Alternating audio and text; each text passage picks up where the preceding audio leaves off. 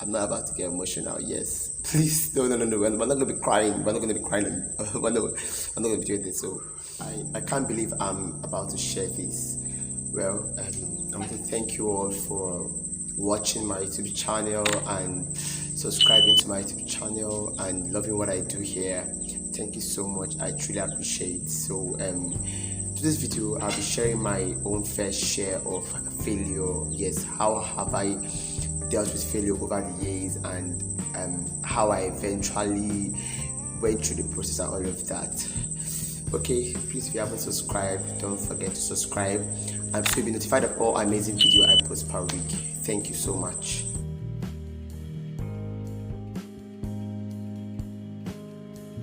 So basically, my first share or woe as regards to failure started 2016.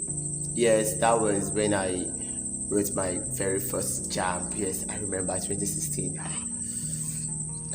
I'm not about to get emotional. Yes, please. No. We're not going to be crying. We're not going to be crying. I'm not going to be doing this. So 2016, that was when I wrote my first jam. And for those of you watching who are not in Nigeria, jam is an exam you write to get into college. So that was when I wrote my first jam, and I scored 154. I remember getting to secondary school, being a child who was different. Yes, I'll use the word different because I acted differently. I was very unique, and based on my personality, I had this teacher who never kind of even believed there was anything good per se that would be coming out of me. So that was what happened. Okay, then, so realizing that you have this particular person in school who constantly reminds you of the fact that you will never ever be anything better and never sees anything good from your effort. So when the jam score came out, I had to lie. I remember coming to school and telling all my colleagues, my classmates, and my friends who cared to listen that I scored 240. Yes, I lied about the score. I lied not because I basically was ashamed of the score, but because I didn't want to prove my teacher right. I didn't want to give him the reason to believe that I was a failure. And then I remember my principal coming up to me then. I was like, I know you can do better. I know you would have done better. I know my student and I know you are good. And this same teacher somehow still said that he knew I wasn't going to do anything better than that.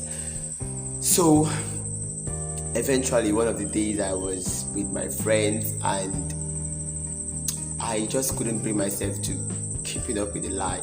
I had to tell them the truth. So while I was trying to tell them the truth, I remember that, I don't know, but I was in the art, so some persons came from the science class. Yeah, they were behind the window and they heard everything. So when they heard everything, they went out to the whole school. Before we came out from the closed meeting, the truth was everything was known to the general public. That was one of the most embarrassing moments of my life. I remember that was my very first share of failure, and it hit me really very hard. I couldn't bear the shame coming to school as a 15-year-old, realizing that the whole person, everybody sees you like the devil. You get telling lies about your jam score and everything. It took me courage to share this, honestly. So it was so bad for me. I literally at some point contemplated suicide. I didn't want to come to school. Yes, I didn't want to come to school again, but I summoned up courage. I realized that I had parents who were really supportive, siblings who were supportive, friends who were really supportive. At this point, I want to give a shout out to a particular friend, like a few friends actually. Yeah, Millicent, I remember Goodness, I remember Jane. They were really very supportive that time. Millicent especially, she did the best she could to be very supportive, and I remember her several times she would be telling me something like, "Look, Lawson, I know your performance. I know you are worth more than this. I don't know what happened to this particular exam, but I know you can do better." So that was how it was for me. But the funny thing was that I felt that would have been all. But honestly, I never knew that I was getting prepared, or that was just the first strike that was preparing me for something really very a terrible journey actually. I remember when a friend of mine, one of my friend or supposed friend that had then met me and quoted my exact jam score, asking me if a person with such a score would get into college. That was when I realized that what I felt was my little secret was already known to the whole class, and you would not imagine how bad it was for me. So then after I read that first jam, I couldn't get into university that very first year, and that was the beginning of my delay. My friends, almost all my friends got in that very year, had to go to a particular program. Yes, I did the program and I was doing it. I wrote on that jam. I scored very high, not so high, but I scored at least high this time around. I had 236 my second jam, and I wasn't giving low. This particular score, my dad even insisted on my siblings not telling me because he realized that I would be so down. But no, they insisted on telling me. So when they told me about the score, I have never felt that bad. I wept, and then my dad came to me and told me, please, it's not time to cry. It's time to rise up and prepare for another. Then I went my third year. Yeah. Writing jam 4 times has taught me a lot. Like the third year, I remember while I was writing that exam, after the exam basically, I went off the media because I was so depressed to the point that I didn't want to be on social media again. I just wanted to do my thing and stay off social media for the time. Then I came online that very night, the first time after like 3 months, and guess what I saw? A group of matriculating law students. I will not lie to you, but that was really bad. That hit me so hard. That really hit me hard.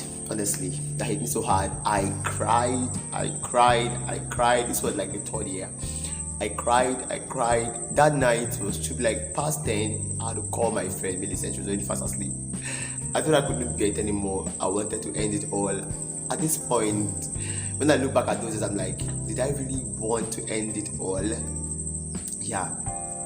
But you will not blame me. I was really very emotional then. I was born again, but God wasn't really, how will I say it? I was born again, but I wasn't really very serious. So I wept. It was only one song that I remember was able to keep me together. That was Incredible God by Mercy Chinwo. The song just came to my heart. You are incredible God. Incredible God. Incredible God. Like when that song came to me, honestly, I felt this chill inside of me. That was, if I was to end it all, that was the night, but that was the night I would have ended it all, but I honestly couldn't. I couldn't because of that song. So God bless Mr. Chinwo for that particular song. So I was so broken that night that I was so heartbroken. Honestly, I've never been that broken in my entire life. Even the experience of my whole entire school knowing about my jam score wasn't as bad as that night. Seeing those matriculated law students, to know that I even found some of my junior students in their midst. That was painful, and that was the day I learned that everyone has a different time. Yes, everyone cannot have the same time. Your time is different from mine. So I cried myself to sleep. I cried, honestly. I cried myself to sleep. That was the third jam. And then I decided to give up on anything that has to do with seeking for admission as regards to law. That year I wrote on that jam again. Yes, I wrote on that jam. And before that time, I remember before I wrote this particular jam, God found me basically in 2017. That was when I would say God found me, because I gave my life to Christ 2014, but God found me 2017. That was literally the year I'm becoming really very emotional right now. Yeah, 2017 was literally the year I got the Holy Ghost baptism, and to me that was the year God found me, because all these other years I've lived, I existed. In my pains, I was just a bit of a broken pieces. See, you might never understand the pain it takes to be searching for admission, like 2 years, 3 years, 4 years. You might not understand the pain it takes to see yourself like a failure, because persons have put it in your head that you're a failure. You might not understand that pain. It hits differently when you know you are good, but you just can't express yourself. You don't know how to do it because you are living your life based on the assumption that persons have given to you that you are a failure. You might not know if you have never been in that experience. So 2017, literally, that was when God found me. I remember walking across the field, broken shattered me, and then I met this man who was playing the guitar, and then that was how I got filled. God found me literally, and I don't know how. I wouldn't say I was worth it, because my life was a total mess. I was in church, but at some point I didn't even believe in God anymore. I was losing it all. You know, that situations you've been that you literally want to give. I don't know. You literally feel like, is God alive and seeing this happening to me? That was my state. Little did I know. I did not know. That was my state. I felt like God would definitely not be alive and be seeing everything happening. You know, coming from a home where everything is expected in high, you are expected to just do better, because shout out to my parents, they are amazing persons. I have elder ones who have set a very beautiful precedent, and you have to keep up. You get, so I wasn't under pressure to keep up. My parents were giving me the time. They literally gave me time. At some point I was so withdrawn. I really regret that actions, but I made everything really terrible for my parents. Then you wouldn't blame me. I was going through a lot. I was so withdrawn to the point that I was inside the house. I do not come out. I speak to no one. I spoke to no one. I was bitter. I hated every single person. I gave every single person a share of my pains. I don't know why I'm struggling right now, but I feel like it is only human for you to talk to people. It is not enough to let everyone experience your pain because you are the one in pain. I know you are the one in pain, but you don't let that get a hold of you, okay? So I became so emaciated that time because I felt like the whole world was on me. I felt like I wasn't living up to, and honestly at that point I wasn't actually living up to, because I didn't understand that everyone had their time. I didn't understand that life was not a competition. I did not understand that. I felt I was in a competition with everybody. So that was what happened. When everyone was going far and I wasn't, I felt mine was worse. I was honestly broken. I wouldn't lie to you. I was broken. So when God found me 2017, that was the best experience ever. And then I'm not worth it, but He found me. He found me and He was like, my son, it is me. See, I'll say literally why this whole failure thing got to me was because before now, I literally was battling with low self-esteem. Yeah, before 2016, I was battling with low self-esteem. How did it get to that point? I had parents who were so supportive, but being born a very unique man. Yeah, I would rather say I'm very unique man per se. You know, in a society that is really very judgmental, and seeing myself, the entirety of myself, I felt, God, why would you make me like this? Literally, that was what I do. I question myself. Why was I born every single day? Because I realized that I couldn't do some of the few things that my guys do. I didn't love what they love, and I was just so different. And also being in a school where unique persons like me were considered irrelevant by a person who do not understand our uniqueness. You get? So that was what happened. That contributed to my low self-esteem. I felt like I wasn't worth it. I felt like I wasn't everything. I felt like I was literally nothing. And yeah, so when the strike came, when there was the heat 2016, that was terrible for me, because in fact when it came 2016, 2017, 2018, at that point I was like, hey, it seems like nothing good can ever come out of me, because that was something I had inside. But what made it different was that 2017 there had been a change. Yeah. So I don't know how God found me, but I just know that He found me. And when God found me, I wasn't worth it. But He found me. And he was like, it is time for you to take up your responsibility and take up your life with your hand. And I was like, why? Why do I have to be the one to go through all these years of struggle, all the years of pains? Why do I have to go through the delay? My other siblings didn't go through that delay. Why do I have to go through the delay? Why do I have to be bound by something nobody wants to be delayed, you get? Nobody intends to be delayed.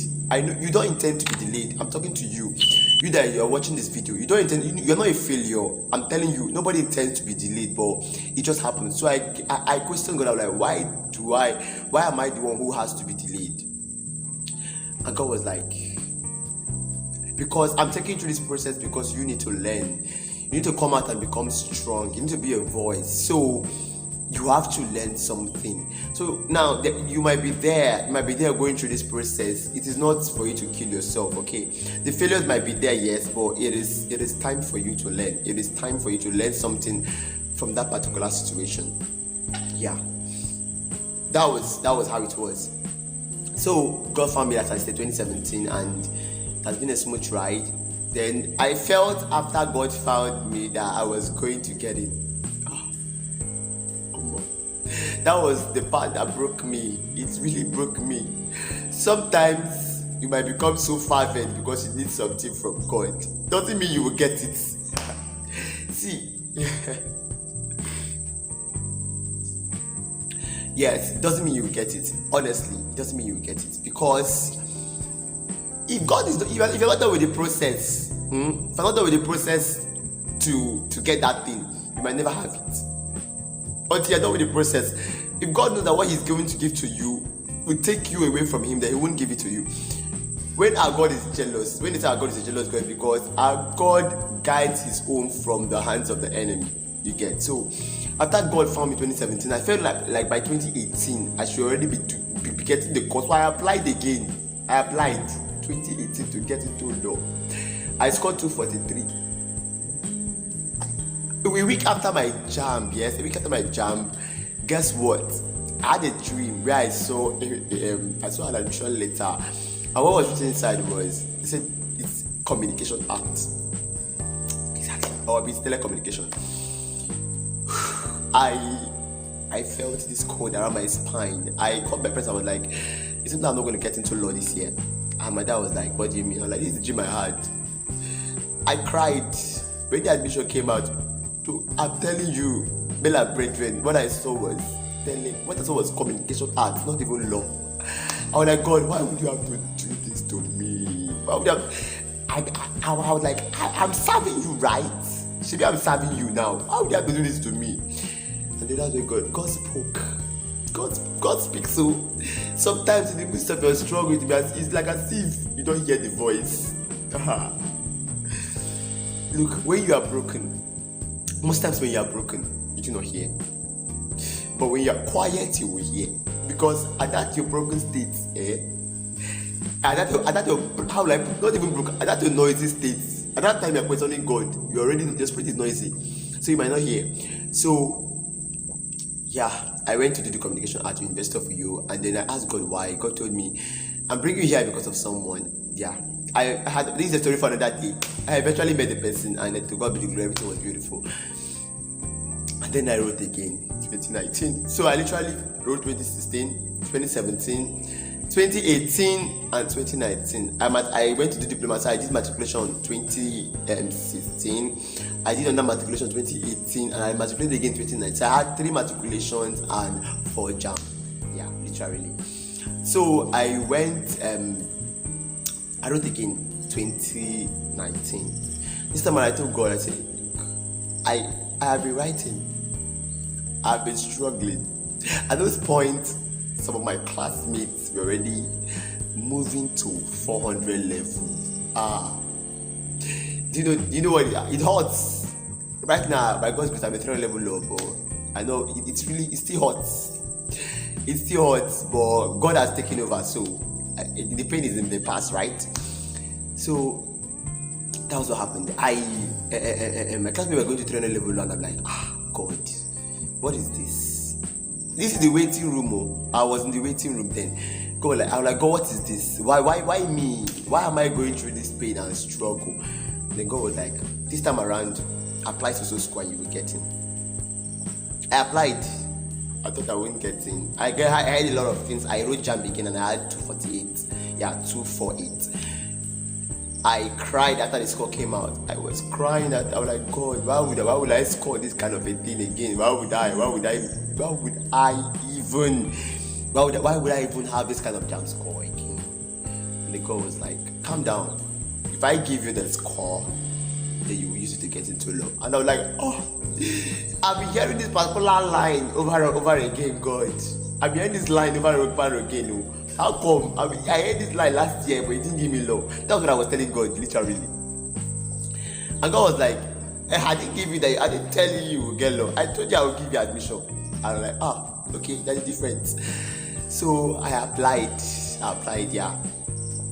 And then, as God may have it, admission list started coming out. First list came, second list came, third, I knew it was not part. It wasn't part 2. My screening, I did an online screening that I applied. I applied online. Men and brethren, it was a wrong application, very wrong application. That's how devil does his thing. So I eventually met persons, and everything happened, and that was how I met someone who eventually helped me rectify everything, and that was how my name came out. When they almost stopped giving law, they gave me eventually, and I came into the institution. And over the years, in my work with God, I kept asking God questions like, why me? Why me? I know what God said. God said, because I'm the most unqualified of them all. Even few weeks ago, I started asking that question again, saying, why me? He said, because I'm the most unqualified of them all. So do you know the difference between David and Saul? Was that David knew he wasn't perfect, okay? But he was dependent on God for his flaws. Yes. David knew he wasn't qualified, but he was dependent on God for his flaws. But Saul was qualified, very beautiful, and so he did not see the need to depend on God for his flaws. That was the difference between David and Saul. God said, I choose you because because you will literally be dependent on me. See, I don't know what you're going through. I don't know the struggle. I don't know your own share of failure. But I want you to understand that it doesn't define you. Some persons are in the waiting room looking for children for years now. Some persons are struggling, looking for a job for years now. You might have been looking for financial freedom for years now. I want you to understand that failure, that perceived failure, doesn't define you. I don't know how broken you are. I don't know how shattered you are, but God is still incredible. God can still do it. Sometimes you just have to calm down and flow through the process. Yes. I told someone, I was like, if I had known the plan of God for me, I wouldn't have written JAMB 2016, 2017 and 2018. I would have waited until 2019 and I would have written. Because the truth was, all my efforts were literally frustrated. Not by man, because it was the plan of God for those years to be there, and I do not regret those years at all. To persons, it might be failure. To my friends or to some of my colleagues, it might be failure. But to me, it was a waiting process, and I'm happy. It made me who I am today. It brought me out, brought out the beauty in me. I don't know what you're struggling with. I don't know the setbacks you've had over the years. But I want you to understand that God can actually lift you from that level to a different level. I don't know who has put inside of your head that you are not doing well. I don't know who is making you feel that you are not worth it. I don't know who has dealt with your self-esteem. I want you to know that if God can pick me up, like God picked me literally when my life was in a total mess. Before persons who are looking at me, I appeared beautiful, I appeared well packaged, I was reserved, but only me knew I was a mess. I was a mess in terms of my anger. I was a mess in terms of my character. I was a mess in terms of my psychology. Everything about me was. I was depressed. I was suicidal. Everything about me was a mess. But God picked me. And today brushed me up and look at me now. Look at me. Am I not a spitting image of God's glory? Of course I am. What I'm saying is this. You are a product of your scars and not your scars. Yes, you are a product of those scars. You are not the scars. You might have gone through the fire, you are burnt yet, but you are yet alive. God is ready to help you out through that process. Just give God the abilities, give God the time, open up your heart and let Him come in. He will take it through. The failure is part of the journey, not the journey. The failure is a process, not a journey. If I don't tell you I wrote jam 4 times, you don't go know. Right now, I was talking with a friend and he was like, "You wrote jam 4 times?" I was like, "Yeah, I wrote jam 4 times." And get what he said, was like, "How come I wrote jam once and our age difference is not much?" And I was like, I don't know how God did it, but God covered up for my speed. God really covered up for me. I don't know how He did it, but I know He did it. What I'm saying is this. You might have failed, but you can still rise. And you cannot rise without God. Let God come in. Yes, I know your pains are broken you. I know your failures have broken you down and everything. But just open up your heart and let Him come in. He is the masterpiece. He's the director. He has the practical answers to your questions. He has the direction. Only He can take you to where you want to get to. Please, I'm begging you. Allow Him take you through that process. Okay? And I believe whosoever who have watched this, so you know that me myself here, I am not a process of sudden beauty or sudden growth or sudden strength. No, I've been a process of pain. See, maybe some of that time I'm going to share my story as regards to my childhood, growing up to be a guy who behaves a little bit feminine. I'll share that story, how it affected me psychologically and how God still brushed me up from there. How God helped me overcome that phase of my life. I'm going to share that story to help someone one day. But this particular one, I want you to realize that you're not in this journey alone. You are in it with God. And if God can channel my direction towards knowing who I am, if God can cover up for me, if God can help me overcome this process, then God will definitely make you recover. Forget about the words of persons. It doesn't matter. What matters is the reality that God has in you. Let's pray. But I thank you for this person who is been through a hard time. I pray, Lord, that you give them the grace to bear this and walk through the process in Jesus' name. I pray open their eyes to know who they are. I pray you help them get the abilities of their life in the name of Jesus. I know failure is part of the journey, but not the journey for them. But I pray, Lord, you establish sources upon their life in Jesus' name. Thank you so much for watching this very amazing video. Don't forget to subscribe if you haven't. I want to believe this video touched you live. Don't forget to hit the notification button to be notified of all amazing video I post per week. That will create your life in general. Like, comment, and do beautiful things. Share this video. I love you so much.